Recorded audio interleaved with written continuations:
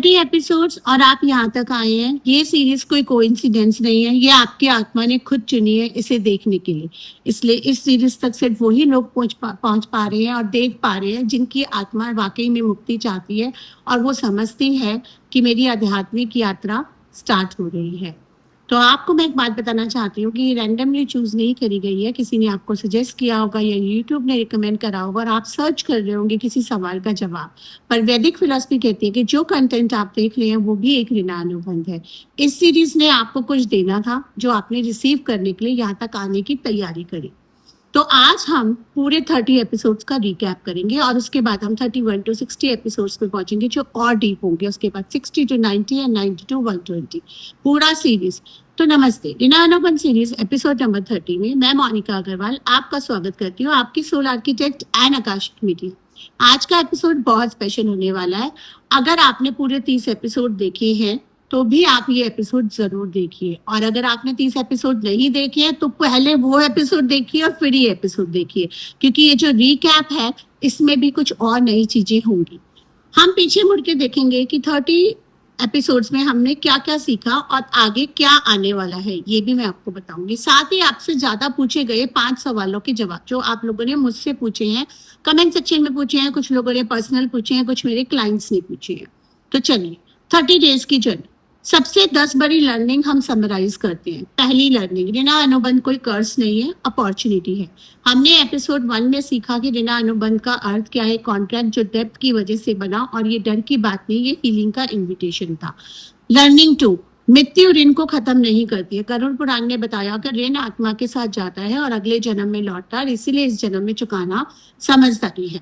Learning 3, कर्म और ऋणानुबंध अलग है। कर्म एक लॉ है, ऋणानुबंध एक सोल कॉन्ट्रैक्ट है।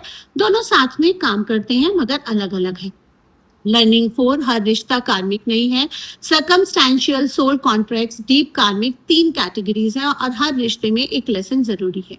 लर्निंग 5, कार्मिक लूप को ब्रेक किया जा सकता है, सेम सिचुएशन में डिफरेंट रिस्पॉन्स, यही लूप का अंत है।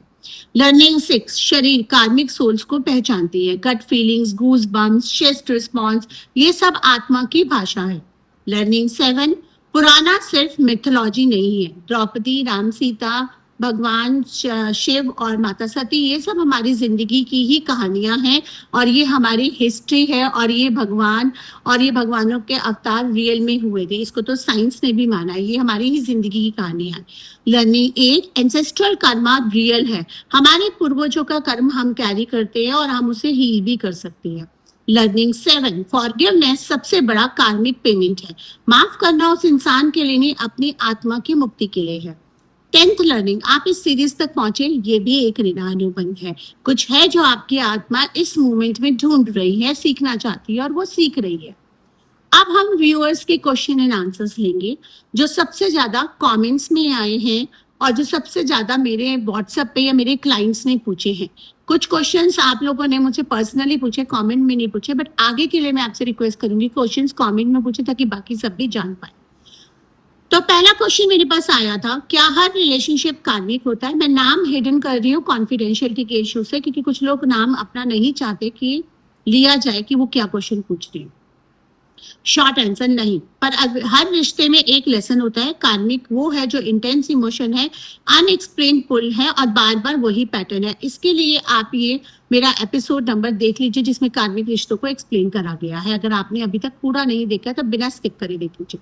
क्या कार्मिक रिलेशनशिप हमेशा पेनफुल होता है? नहीं, कार्मिक रिलेशनशिप इंटेंस होता है, पेनफुल भी होता है, पर ब्यूटीफुल भी होता है।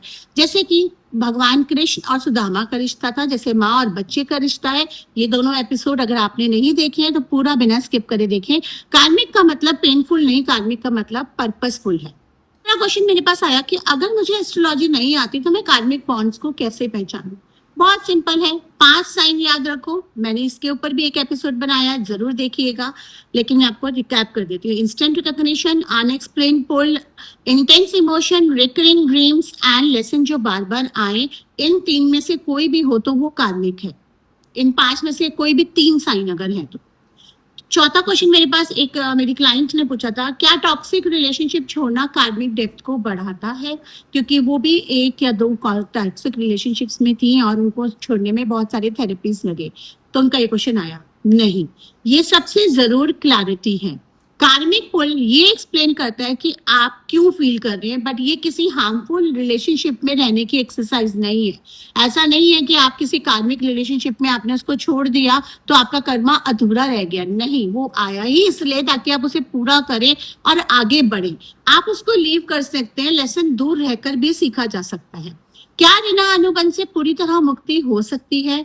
हाँ, इसे वेदास में मोक्ष कहते हैं, लेकिन वो बहुत ही दुर्लभ है।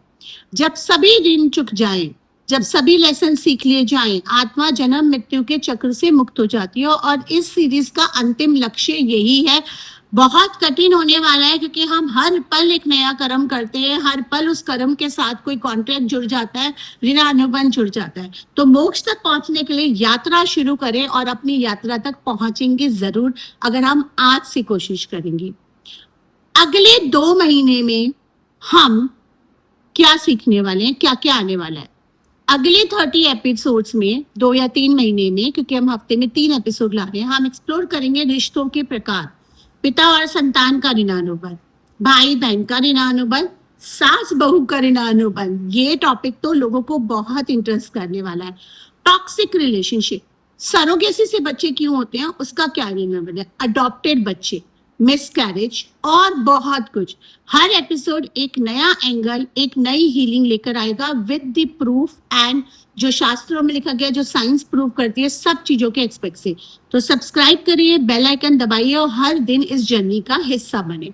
एक पेज लिखिए और लिखिए कि इन 30 एपिसोड में मेरी सबसे बड़ी लर्निंग क्या रही, मेरी लाइफ में क्या चेंज आया इन पूरे 3 महीने, 2.5-3 महीने के एपिसोड्स को करके, और अगले 30 दिन में मैं क्या डिफरेंटली करूंगी। ये रिफ्लेक्शन 1 मंथ को या आपके अगले 2-3 महीने को इंटीग्रेट करेगा, जो आपकी तैयारी करेगा। तो अब तक आपने सीखा उसका बनाइए। आप चाहे तो कमेंट सेक्शन में मुझे भेज सकते हैं कि आपने इन 30 एपिसोड्स में क्या सीखा, इतनी जर्नी में आप क्या सीख पाए और किस तरह से अपनी लाइफ में चेंजेस ला पाए, जो एक्सरसाइजेस मैंने दिए। इन 30 एपिसोड्स में सबसे बड़ी लर्निंग और सबसे बड़ा चेंज आपकी लाइफ में क्या आया, एक लाइन में लिखिए। सीरीज का पूरा प्लेलिस्ट दे रखा है, अगले इंग्लिश आर्टिकल्स भी दे रखे हैं। जिन लोगों को हिंदी नहीं समझ में आ रही वो इंग्लिश आर्टिकल्स पढ़ सकते हैं, वेबसाइट पर जाके कोर्सेज बुक कर सकते हैं। और सच में शुक्रिया इस सीरीज को इतना प्यार देने के लिए। आपके हर कमेंट ने, हर लाइक ने मुझे ये कंटिन्यू करने की शक्ति दी। तब तक के लिए नमस्ते, और मिलते हैं आपसे सीजन 2 के एपिसोड नंबर 31 में।